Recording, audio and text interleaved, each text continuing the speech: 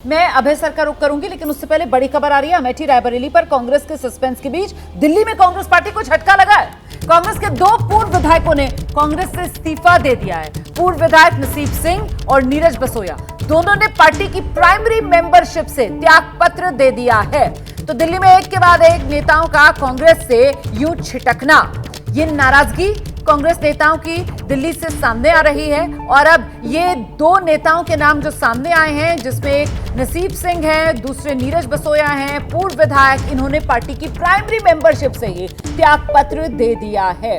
जल्दी से एक रिएक्शन लेते हैं। अभी जी, एक तरफ ये दिल्ली के अंदर देखने के लिए मिल रहा है कांग्रेस पार्टी के नेता किस तरीके से छोड़ते हुए पार्टी को नजर आ रहे, दूसरी तरफ वो अमेठी और रायबरेली, उसका सस्पेंस ही नहीं खत्म हो रहा। सर देखिए, 26 तारीख से पहले हम लोग यही शो कर रहे थे, तब हम लोगों ने इस विषय पर चर्चा की थी कि अमेठी और रायबरेली में राहुल गांधी और प्रियंका गांधी लड़ेंगे ही लड़ेंगे। हम लोगों में तकरीबन एक मतैक्य था उस वक्त कि वो लोग जैसे ही वायनाड में वोट पड़े उसके बाद में राहुल गांधी वहां से, इसी का इंतजार हो रहा है कि वायनाड में वोट पड़ेंगे और इधर उसके बाद वो देंगे। इसका मतलब ये है कि हम लोग भी इस नतीजे पे कुछ जरा जल्दबाजी में पहुंच गए थे और उन लोगों का मन अभी तक नहीं बन पाया है। मैं अपने साथियों की इस बात से बिल्कुल सहमत हूं।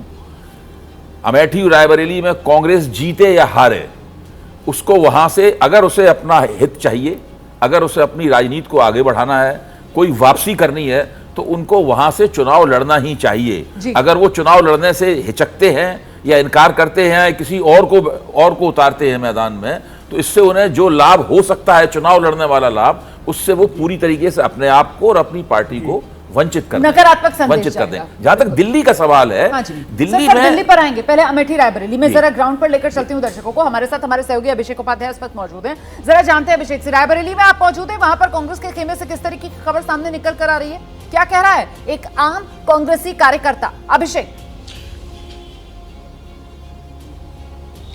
रोमाना, अभी भी यहाँ पर मीटिंगों का दौर ही जारी है। जो केएल शर्मा हैं, जो सोनिया गांधी के सांसद प्रतिनिधि हुआ करते थे रायबरेली में, वो रायबरेली पहुँचने वाले हैं। अभी फिलहाल वो अमेठी में हैं। अमेठी में वो कांग्रेस संगठन की बैठक ले रहे हैं। तो अभी आज की तारीख में सिचुएशन ये है कि केएल शर्मा ही अमेठी से लेकर रायबरेली तक सारी बैठकें ले रहे हैं, वही कार्यकर्ताओं को एड्रेस कर रहे हैं। और सबसे बड़ी बात ये जो जानकारी मिल रही है कि उन्हें असंतोष को एड्रेस करना पड़ रहा है, क्योंकि ग्राउंड लेवल पर कार्यकर्ताओं में बड़ा संतोष, उन्होंने पूरी तैयारियां करके रखी थी कि गांधी परिवार उतरेगा। तो ये जो बैठकें केएल शर्मा ले रहे हैं, अभी अमेठी में हैं और फिर रायबरेली में हैं, इन बैठकों में वो क्या कह रहे हैं? इन बैठकों के जरिए क्या अमेठी रायबरेली राहुल गांधी प्रियंका गांधी आए और चुनाव लड़े, इसको लेकर किसी तरीके का प्रस्ताव पास किया जा रहा है, या फिर केएल शर्मा यहां इन बैठकों के जरिए कांग्रेसी कार्यकर्ताओं को यह समझा रहे हैं कि गांधी परिवार को भूल जाइए, जो भी कांग्रेस की तरफ से उम्मीदवार आए चुनाव लड़ाने के लिए, उसके लिए तैयारियों में जुट जाइए? क्या हो रहा है इन बैठकों में, अभिषेक?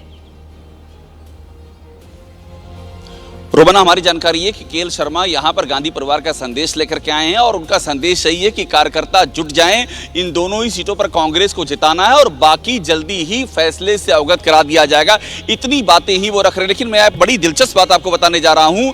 यहाँ ये भी चर्चा शुरू हो गई कि अगर नहीं लड़ता है गांधी परिवार तो केएल शर्मा भी उम्मीदवारी वहां से घोषित की जा सकती है। ये कांग्रेस के भीतर की चर्चा है और चर्चा मैं इसलिए कर रहा हूँ क्योंकि केएल शर्मा की जो सक्रियता है और ये चर्चा, ये दोनों पैरेलल चल रही हैं और बहुत ही विश्वस्त हैं गांधी परिवार के। तो ये कहा जा रहा है कि उनके ऊपर भी दारोमदार दिया जा सकता है। लेकिन अभी तक वो यही समझा रहे हैं कि गांधी परिवार ने ये कहा है कि ये सीटें जिता कर देनी है और आप लोग जुटे रहे और बाकी जो फैसला है वो आला कमान पर छोड़ दें। तो दो हैं, नाम एक केएल शर्मा का, दूसरा नाम कौन सा है? गांधी परिवार नहीं तो और कौन हो सकता है? और कौन से नाम सामने आ रहे हैं, अभिषेक? देखिए, कई नाम सामने चल रहे हैं, जैसे कि दीपक सिंह एमएलसी जो हैं उनका भी नाम कहा जा रहा है, केएल शर्मा का नाम है चर्चा में। इसके अलावा ये भी चर्चा में है कि कोई चर्चित नाम ला करके उतारा जाए और सरप्राइज कर दिया जाए वहां पर, और गांधी परिवार की पूरी बैकिंग हो, राहुल गांधी जमकर के प्रचार करें और उसको लड़ा दिया जाए। तो ये सारी बातें चर्चा के स्तर पर हैं। लेकिन अभी तक जब मैं आपसे बात कर रहा हूँ रोमाना, संगठन में वहां पर किसी को नहीं क्लियर है कि कौन लड़ने जा रहा है और भारी कंफ्यूजन की स्थिति अमेठी और रायबरेली दोनों जगहों पर है।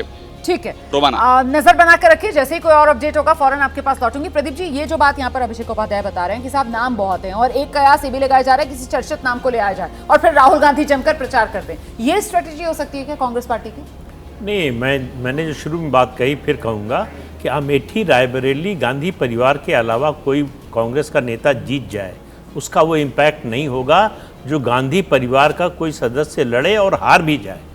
वहाँ उनकी राजनीतिक मौजूदगी ज़्यादा प्रभावी होगी, बजाय इसके कि किसी और को लड़ाया जाए और वो जीत भी जाए। मैं कह रहा हूँ प्रियंका और राहुल गांधी अगर लड़ते हैं, चुनाव हार भी जाते हैं, तो देखिए चुनाव में हार जीत चलती रहती है, चुनाव में हार से जो है राजनीति खत्म नहीं होती किसी की।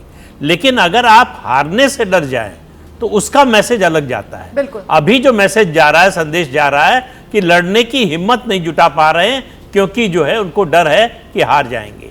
ये जो संदेश जाता है, सही हो गलत हो उसकी बात नहीं कर रहा हूं, लेकिन ये मैसेजिंग जो है किसी भी नेता, किसी भी पार्टी के लिए अच्छी नहीं होती। ये बड़ी बात सर आप कह रहे हैं, और इसीलिए तो अगर राहुल गांधी, प्रियंका गांधी, गांधी परिवार यहां अमेठी रायबरेली से चुनाव मैदान में नहीं उतरता तो कहीं ना कहीं वो राजनीति में जो गांधी परिवार की रेलेवेंस है उस पर एक बड़ा क्वेश्चन मार्क, प्रश्न चिन्ह यहां पर लगेगा, सवाल पूछे जाएंगे।